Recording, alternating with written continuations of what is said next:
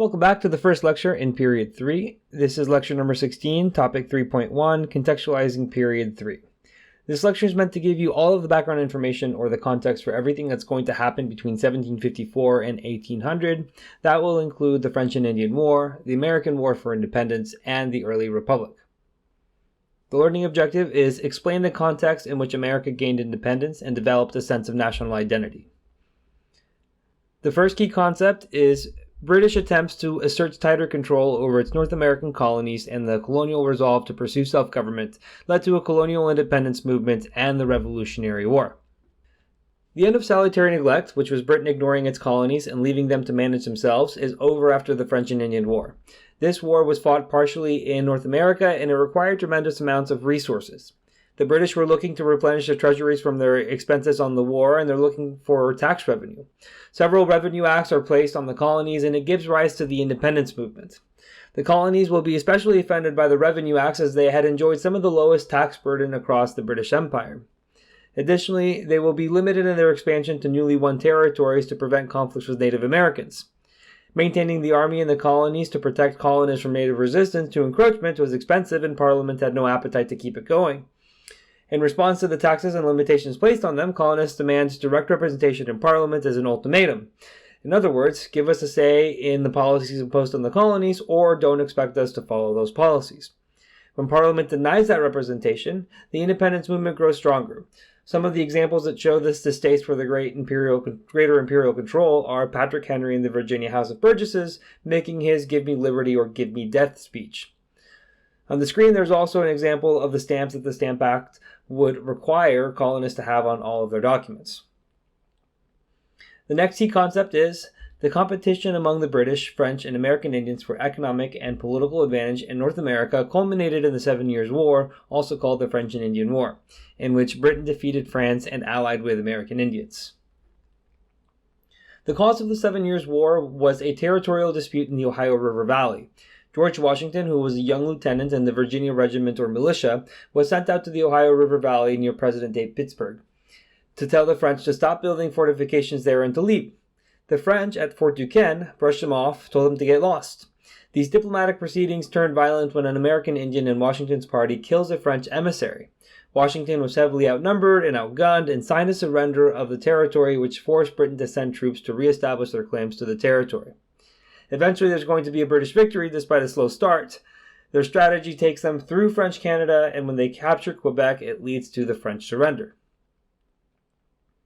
The next key concept, the desire of many colonists to assert ideals of self-government in the face of renewed British imperial efforts, led to a colonial independence movement and war with Britain.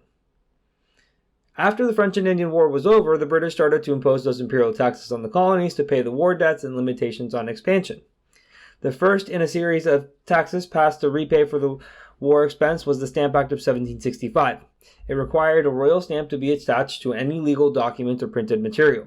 As it was the first one placed on the colonists, it draws the most ire and organized boycotts. The colonists mobilized and even carried out acts of violence against the tax collectors. The reaction was so strong that Parliament repealed the act before it even took effect. In 1763, the British set the Proclamation Line of 1763. It kept colonists from moving further out west to prevent wars with Native Americans. The cause for such a policy was a coordinated attack across the west on British forts by allied American Indian groups called Pontiac's Rebellion. The policy angered colonists since they had just fought a war to expel the French from that territory. Colonists resist these taxes and resist the Proclamation Line of 1763, at first with some success.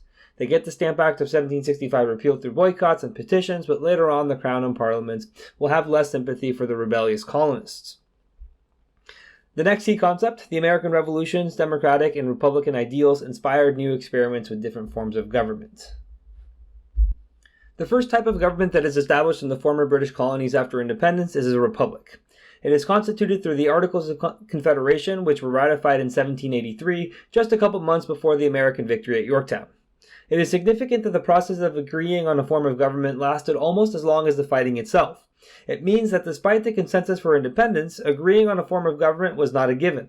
After the Declaration of Independence, each state's government drafted its own constitution that severed ties with Britain. Through the Revolution, the Second Continental Congress acted as a unicameral body that directed the war effort with the help of the state governments. The Articles of Confederation created a weak central government and left it impotent to address larger problems. In 1789, the U.S. Constitution is adopted to fix the problems that the Articles could not address, namely issues of taxation, common defense, the economy, and many others. In the new Constitution, a federal system was established in which states retained sovereignty in certain areas, but a central government was given supremacy over most areas. On the screen you see the seal of the state of Virginia surrounded by their motto, Sic Semper Tyrannis, and a visual of Caesar being slain. It shows disdain and distrust for one person holding absolute power in government.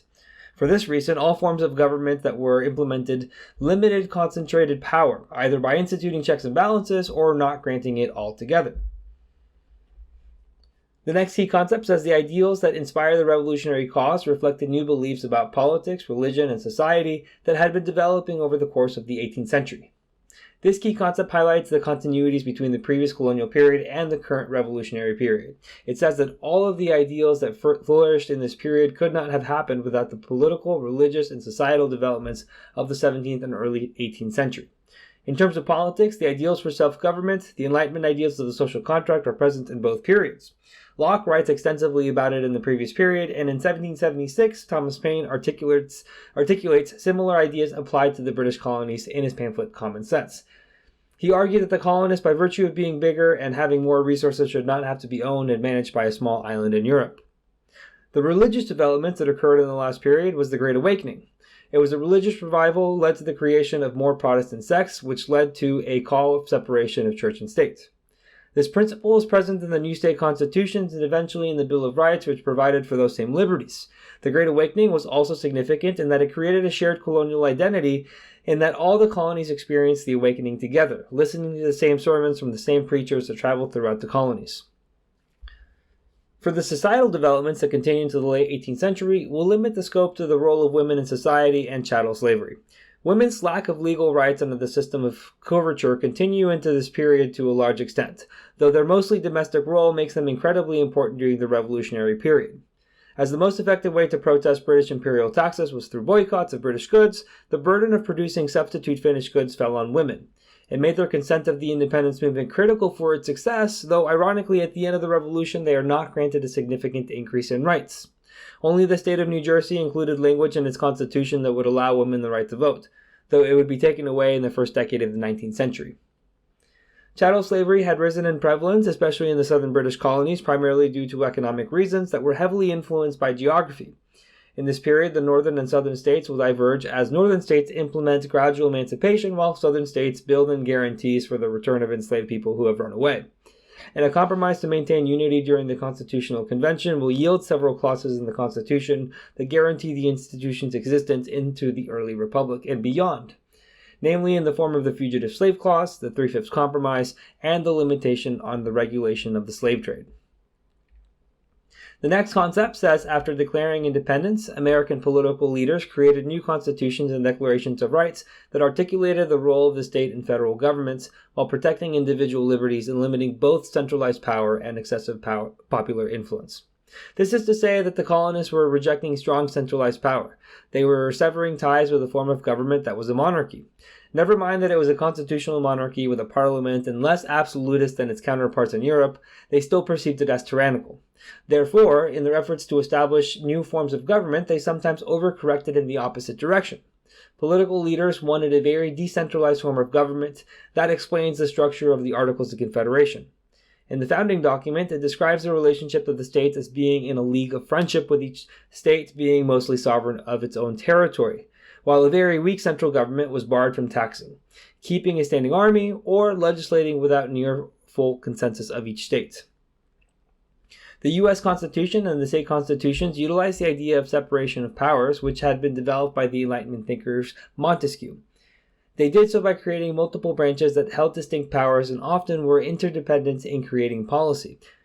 Requiring consensus of multiple branches made it more difficult for one faction or partisan group to gain control of all of the government. In terms of protecting individual liberties, state constitutions that were ratified by each state often had a Bill of Rights that came as a preface to the Constitution. Sometimes there were bills or laws that were written after the constitutions were adopted to explicitly guarantee certain rights. One of the most famous one is Virginia's Statute of Religious Freedom, which was written by Thomas Jefferson. It was something that he was so proud of that he actually put on his tombstone. The example that you are probably more familiar with is the Bill of Rights in the U.S. Constitution. They are the first 10 amendments of the Constitution, and they were promised as a ratification compromise to political leaders who feared the Constitution created a government so strong that it could infringe on individual rights. The Bill of Rights were primarily drafted by James Madison, but amended and agreed upon by the first Congress. The next key concept is new forms of national culture and political institutions developed in the United States, alongside continued regional variations and differences over economic, political, social, and foreign policy issues. Now we're getting into the time period of the early republic. Washington is president, and he's followed by John Adams. One of the significant developments in political institutions is the creation of political parties. The first two political parties are the Federalist and the Democratic Republicans. Washington tries to stay above the fray of party politics despite the leaders of each party bickering within his cabinet. Thomas Jefferson led the Democratic Republicans, who favored a smaller, less intrusive central government, while Alexander Hamilton led the Federalists, who favored a central government that could stimulate economic growth and commerce. Their viewpoints were similar to those in the constitutional ratification debates of the Federalists and Anti-Federalists. Party affiliation was not completely determined by geographic region, but the Federalist policies of higher tariffs often hurt southern states which relied primarily on agriculture and thus imported many of their finished goods. Alternatively, the areas in the north that were eager to start the path to industrialization favored Federalist policies that used the powers of the federal government to create a bank and possibly fund new transportation routes. The issue of slavery also caused regional variations in culture. The agrarian South relied on the institution and lobbied the government to create policies that would guarantee its continuity, while northern states began the path to emancipation. The first abolition society was formed in Pennsylvania and lobbied the first Congress to put an end to the institution before it grew further. The next key concept says migration within North America and competition over resources, boundaries, and trade intensified conflicts among peoples and nations. At the beginning of the period, it was migrations and disputes of territory in the Ohio River Valley that paved the way for the American Revolution. After winning the French and Indian War, Britain tried to limit migrations into newly won territory to avoid wars against American Indian groups. Once independence is achieved, migrations west resume, but they are not without conflict with American Indians. Despite organizing the Northwest Territory for settlement under the Articles of Confederation, actual settlement would be difficult due to raids led by enemy chief Little Turtle. It wouldn't be until his defeat in 1795 through the Treaty of Greenville that the Northwest migration could be done in earnest. In this period, there are still other European powers in North America. The Spanish controlled the Louisiana Territory, awarded to them by Britain for helping fight the French in the 7 Years' War, and in their original colonial territory of the Southwest. The British are not fully expelled after the Revolutionary War. They retained territory in Canada, where French Canadians remained from when the territory changed hands following the French and Indian War, and where ex-loyalists were relocated after the Revolution.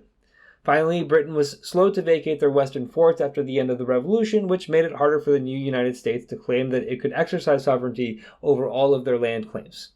As you can see, through the end of the 18th century, the geopolitical landscape was not only crowded, but also not clear that any one nation could claim sovereignty over the entire continent.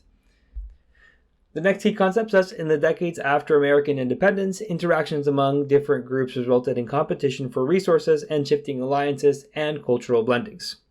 So the three groups with which the United States has disputes with are Native Americans, the British, and the Spanish.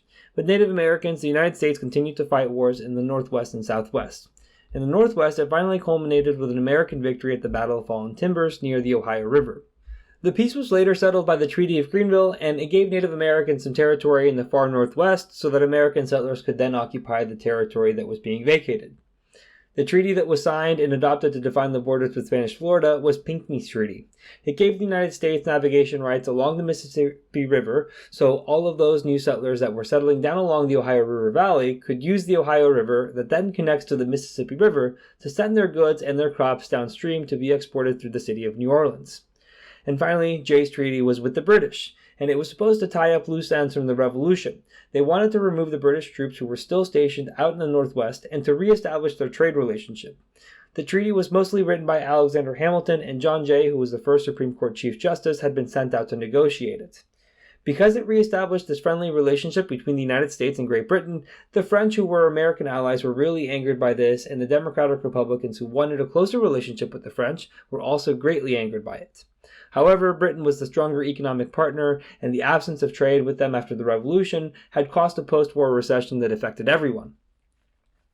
The final key concept is the continued presence of European powers in North America challenged the United States to find ways to safeguard its borders, maintain mutual trading rights, and promote its economic interests. As mentioned in a previous slide, despite the American victory and the terms of the Treaty of Paris in 1783, British troops continued to occupy Western forts.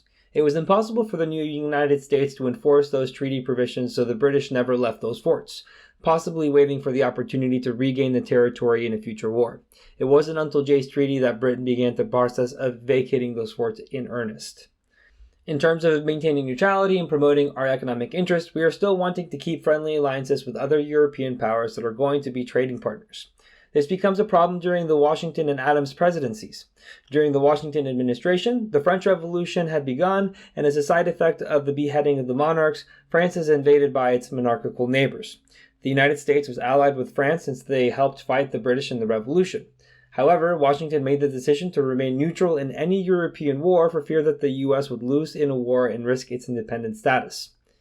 In the Adams administration, the XYZ affair was a diplomatic fiasco that involved France.